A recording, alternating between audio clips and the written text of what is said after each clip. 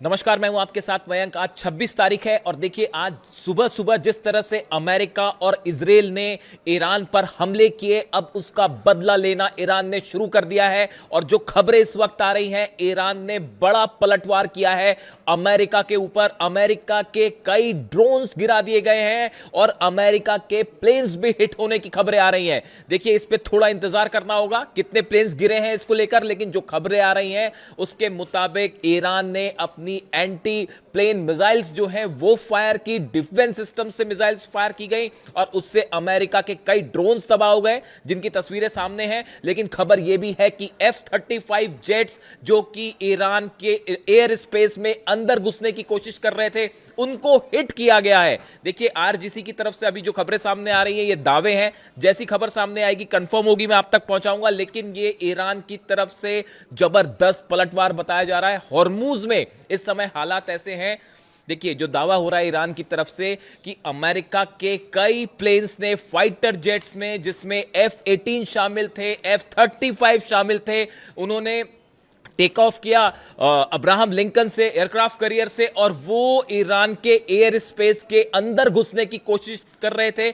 इसी दौरान ईरान की तरफ से जबरदस्त मिसाइल्स हमले किए गए, पलटवार किया गया, जिसके चलते कई ड्रोन्स गिरे हैं, प्लेन्स भी हिट होने की खबरें हैं और बाकी के जो काफिला लेके घुस रहा था अमेरिका, वो वापस लौट पड़ा है, उसे पीछे हटना पड़ा है। इतनी ही खबर नहीं है, खबर यह भी है कई एंटी शिप मिसाइल्स फायर की गई है, अबू मेहदी मिसाइल्स फायर की गई हैं और अमेरिका के कई जहाज जो कि फारस की खाड़ी के आसपास थे, उन्हें पीछे हटाना शुरू कर दिया है अमेरिका ने, क्योंकि ईरान की मिसाइल सीधा हिट कर सकती हैं अमेरिकन वॉरशिप्स को। जो इस वक्त की खबरें हैं, देखिए अमेरिका के प्लेन्स जो आ रहे थे वो वापस भागने को मजबूर हुए, इस तरह की खबरें हैं। इसके अलावा जो आज सुबह जो हमले हुए, उन हमलों को लेकर एक बड़ा अपडेट है। देखिए आपने खबरें सब तरफ देखी होंगी, कई आइलैंड्स पर हमले हुए हैं। लारक, मैंने 5 आइलैंड्स आपको बताए थे, लारक पे हमले हुए हैं, खार्ग आइलैंड पर हमले हुए, केशम आइलैंड्स पर धमाके की खबरें हैं। लेकिन इसके साथ एक बड़ी खबर अब यह भी आ रही है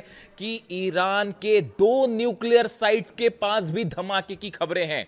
अभी इसके बारे में और डिटेल आएगा, मैं आप तक पहुंचाऊंगा। खबर यह है ईरान के 2 न्यूक्लियर साइट्स पर धमाके की खबरें हैं, उन्हें निशाना बनाने की कोशिश की गई है और ये हमले इजराइल की तरफ से किए गए। देखिए अभी सुबह जो जानकारी आई थी, जो सेंटकॉम ने जानकारी दी थी कि हमने अपने डिफेंस में स्ट्राइक की है, मामला ऐसा नहीं है, ये बड़ी स्ट्राइक थी, इसको डाउन प्ले करने की कोशिश की गई, लेकिन हमला बड़ा था। इजराइल के जेट्स भी इसमें शामिल थे, अमेरिका के जेट्स इसमें शामिल थे। अब्बास अराक्ची साहब ने एक प्रेस कॉन्फ्रेंस की अब से थोड़ी देर पहले और उन्होंने डिटेल में इसकी जानकारी दी है कि कहां कहां हमले किए गए। उन्होंने कहा हम आकलन कर रहे हैं कहां कितना नुकसान हुआ है। लारक द्वीप पर सबसे ज्यादा नुकसान की खबर है। अब उसके बाद ईरान की तरफ से बड़े ऐलान हुए हैं। पहला, इस समय जब मैं आपसे बात कर रहा हूं हॉर्मूज में अच्छी खासी भिड़न जारी है, दोनों तरफ से हमले इस वक्त भी जारी हैं और ईरान ने बड़ा मिसाइल लॉन्च किया है हॉर्मूज के आसपास, अमेरिकन जहाजों पर, अमेरिकन एयरक्राफ्ट पर। अब देखिए इसके अलावा जो खबरें हैं, ईरान की तरफ से 2 बड़े एक्शन हुए हैं। पहला तो ईरान के सुप्रीम लीडर मुस्तफा खामनेई का बयान सामने आया है। उन्होंने ये बात साफ कर दी है, उन्होंने कहा है कि जिस तरह से ईरान पर हमले किए गए इसका बदला लिया जाएगा। उन्होंने इजराइल को कैंसर बताया। उन्होंने ये कहा जैसे कैंसर का ट्यूमर होता है उस तरह से इजराइल है और इजराइल को नक्शे से मिटा दिया जाएगा, इजराइल को खत्म कर दिया जाएगा। इस तरह की बात, इस तरह का संदेश मुस्तफा खामनेई साहब की तरफ से आया है। जिस तरह से हमले हुए उसके बाद यानी अब यह तय माना जा रहा है कि ईरान इजराइल पर एक बड़ा अटैक करेगा। और देखिए अगले चंद घंटे बहुत बड़ा डेवलपमेंट हो सकता है और शायद हम वैसी जंग फिर से देखें जो 40 दिन की जंग थी। इसके अलावा देखिए बड़ी खबर यह है, ईरान के विदेश मंत्री अब्बास अराक्ची साहब रूस जा रहे हैं। अब से थोड़ी देर में वो रूस के लिए रवाना हो जाएंगे, उनकी पुतिन से मुलाकात होने जा रही है। देखिए हालात यहां पर तेजी से बदल गए हैं, बिगड़ गए हैं। यूक्रेन और रूस के बीच में बड़ी जंग छिड़ चुकी है। जिस तरह से हमले कर रहे हैं पुतिन, देखिए पुतिन ने 5 न्यूक्लियर मिसाइल्स दागी हैं पिछले 48 घंटे के अंदर यूक्रेन पर। अब मामला बिगड़ता दिख रहा है। और उसके अलावा लावरोव की बात हुई है मार्को रूबियो से, अमेरिका के विदेश मंत्री से, और लावरोव ने, रूस के विदेश मंत्री ने यह बात साफ कर दी है कि जब तक अब यूक्रेन को हम घुटने पर नहीं ले आएंगे तब तक ये हमले नहीं रोके जाएंगे। जिस तरह से लुहांस्क पर हमला हुआ, कॉलेज के ऊपर, एक डॉर्मेटरी पर हमला हुआ जहां पर स्टूडेंट थे, जिसमें कई सारे स्टूडेंट मारे गए। ये वैसा ही हमला था जैसे मिनाब में स्टूडेंट्स के ऊपर 168 बच्चियों के ऊपर हमला हुआ था, बिल्कुल वैसे ही हमला लुहांस का था, जिसके बाद पुतिन बेहद गुस्से में है। 5 न्यूक्लियर मिसाइल्स फायर की गई हैं, 5 तरह की न्यूक्लियर मिसाइल्स, 5 तरह की न्यूक्लियर मिसाइल्स, जिसमें ऑर्शनिक भी शामिल है, कैलिबर भी शामिल है, इन सबको फायर किया गया है यूक्रेन पर। और बिल्कुल वैसे ही जंगी हालात अब देखने को मिल रहे हैं ईरान और अमेरिका के बीच में। देखिए, मैं फिर से इस बात को रिपीट करूंगा, पूरी दुनिया में जितने पत्रकार हैं, जितने न्यूज़ चैनल्स हैं, जितने पॉडकास्ट चल रहे हैं, सबका स्टैंड ये था कि ईद के पहले हमला नहीं होगा, हज के बीच में हमला नहीं होगा। आप मेरा वीडियो उठा के देखिए, मैंने दावा किया था आपको कि हज के बीच में ही हमला होगा, ईद से पहले हमला होगा। और देखिए, ये खबर एक बार फिर सच साबित हुई। इसकी बड़ी वजह थी, देखिए, कई लोगों ने मुझसे पूछा, आज सुबह से कई फोन्स आ गए हैं मेरे पास, और सब ये पूछ रहे हैं कि आपने ये दावा कैसे किया था कि ईद के पहले पहले हमला हो जाएगा, हज के बीच में हमला होगा। कई लोगों ने ये सवाल पूछे। आप इकलौते ऐसे पत्रकार हैं जिनका ये दावा था कि हज के बीच में हमला होगा, ईद के पहले आपने कैसे दावे किए? देखिए, इसकी 2-3 बड़ी वजह थी। सबसे बड़ी वजह अगर आपने नोटिस की हो, जिस आनन फानन के साथ सऊदी में डिफेंस सिस्टम तैनात किए गए पिछले 48 घंटे में, वो बड़ा ही अस्वाभाविक था। इसी तरह के डिप्लॉयमेंट यूएई ने भी किए हैं। आप देखिए, सऊदी में मक्का मदीना के आसपास, काबा के आसपास जिस तरह से डिफेंस सिस्टम तैनात किए गए, ये यूजुअल प्रोसेस नहीं थी। आप इसको समझिए, डिफेंस, अगर आप इस बात पर नजर रखें तो यह साफ बात दिखाई दे रही थी कि सऊदी को इस बात का डर था कि ईरान अचानक हमला कर सकता है। अब सऊदी को इस बात का क्यों डर था? क्या सऊदी इस बात को जानता था? क्या मोहम्मद बिन सलमान इस बात को जानते थे कि अमेरिका और नेतन्याहू एक बार फिर स्ट्राइक करने जा रहे हैं 48 घंटे के अंदर? क्या यही वजह थी उस जल्दबाजी की, जो डिफेंस सिस्टम तैनात किए गए, आनन फानन में इजराइल से सिस्टम मंगवाए गए? एक पॉइंट। दूसरा पॉइंट आप देखिए, अब्राहम लिंकन एयरक्राफ्ट कैरियर पर पिछले 48 घंटे के दौरान बड़े डेवलपमेंट्स हुए।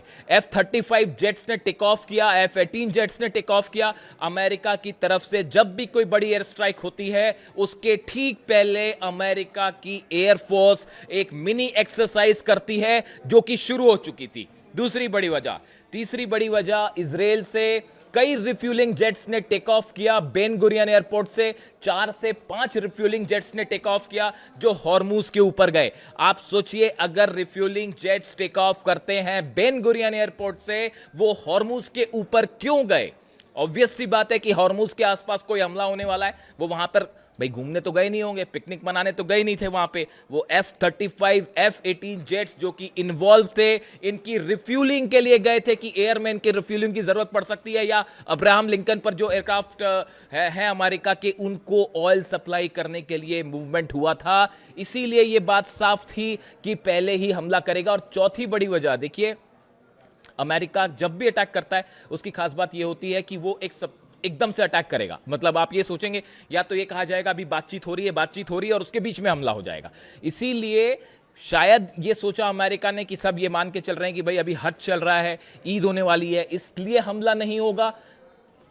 सरप्राइज करने की कोशिश की गई ईरान को और बीच में हमला कर दिया गया। ये वैसा ही था जैसे अली खामनेई साहब पर हमला हो। इसीलिए आपको कहते हैं कि जो पुराने ट्रेंड्स हैं उससे सीखना पड़ेगा, आपको समझना पड़ेगा। पिछली बार जब हमला हुआ था और जिस तरह से हमले हुए अली खामनेई साहब में, रमजान के बीच पे हमला किया गया, इसीलिए इस बार देखिए हज के बीच में हमला किया गया। इस ट्रेंड को समझिए आप। इसीलिए मैंने दावा किया था कि ये हमले हज के बीच में हो जाएंगे और फिर से एक बार जंग हो सकती है, और अब वही हालात सामने खड़े हुए। एक बार फिर धोखा हुआ। बड़े सारे लोग मुझसे पूछ रहे थे कि भाई आप डील के पक्ष में क्यों ना हो, किससे डील की जाए और क्या डील की जाए, उनसे जो हमले कर रहे हैं कैसे डील हो सकती है। बड़े बड़े तमाम दावे हुए, कितने लोग जो है वो खबरें चली कि अब ये डील हो गई है, वो डील हो गई है, ईरान यूरेनियम दे देगा। सब बेसलेस और फर्जी खबरें थी जो फैलाई गई थी पब्लिसिटी स्टंट के लिए। हमने डंके की चोट पे बात कही थी कि डील नहीं होगी, ईरान यूरेनियम देने का कोई सवाल ही नहीं है। और देखिए ये खबर भी साबित हुई। याद रखिएगा इस बात को। जितने दावे हमारे हो रहे हैं, बड़ी रिस्पॉन्सिबिलिटी के साथ मैंने दावे किए और सब के सब सच साबित हो रहे हैं। आप उठा के देख लीजिए, क्या किसी और शख्स ने यह बात कही थी कि हज के दौरान हमला होगा या ईद के पहले हमला होगा? सिर्फ हमने कहा और यह खबर साबित हुई सच। और आप और देखिए, ईरान की तरफ से बहुत बड़े पलटवार की तैयारी कर ली गई है। और जो मुस्तबा खामनेई साहब का जो संदेश आया है, हम इजराइल को मिटा देंगे, ये एक संदेश है इस बात का, ये इशारा है इस बात का कि इजराइल के ऊपर बहुत बड़ा हमला होने जा रहा है। देखिए ये हमले क्यों हुए, इसकी कई वजह भी सामने है। सबसे बड़ी वजह है तो ईरान जो है अपेरेंटली कि भाई ईरान अपना यूरेनियम देने को तैयार नहीं है। ये बात साफ बता दी गई है अमेरिका को। जितने 5 देश अरब देशों के निगोशिएट करना चाह रहे थे, पाकिस्तान के नेता वहां पे थे, आर्मी जनरल वहां पे थे, इन सबको साफ साफ बता दिया गया था ईरान अपना यूरेनियम नहीं देगा, हम न्यूक्लियर मुद्दे पर कोई बात नहीं करेंगे। तमाम दावे हो रहे थे यूरेनियम यहां चला जाएगा, यूरेनियम वहां चला जाएगा, सब फर्जी खबरें थी, फैलाई गई थी। बात नंबर 1।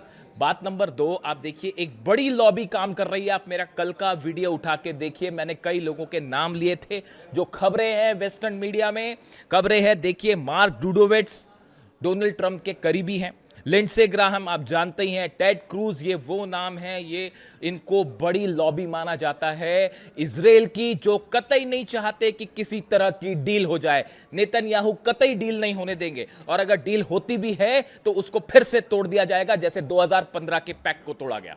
इसीलिए ईरान विश्वास करने को तैयार नहीं है। इसीलिए मुस्तफा खामेनी कह रहे हैं कि हम विश्वास नहीं करेंगे। और अब हालात ये है, देखिए बड़ी इस समय ईरान खास तौर पर हॉर्मुज में, चूंकि हमले आइलैंड्स पर हुए इसलिए अभी पूरा फोकस जो है हॉर्मुज में, और हॉर्मुज में इसको जंग कहते हैं, सीधी सीधी जंग छिड़ी हुई है। लेकिन अगले चंद घंटों में ईरान की तरफ से बड़ा मिसाइल अटैक हो सकता है।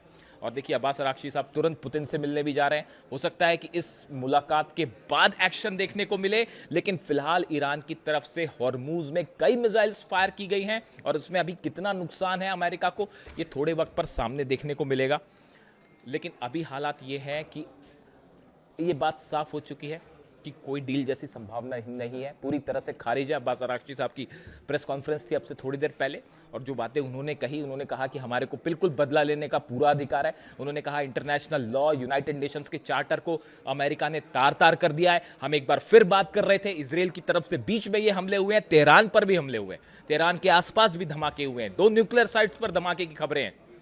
इसका बदला लेने का हमको पूरा अधिकार है। और अब देखना यह है अगले चंद घंटे में ईरान की तरफ से क्या रिप्लाई देखने को मिलता है। जो भी अपडेट होगा मैं फौरन आप तक लाने की कोशिश करूंगा। कमेंट करके बताइए इस वीडियो को लेकर आपकी क्या राय है। Thank you so much.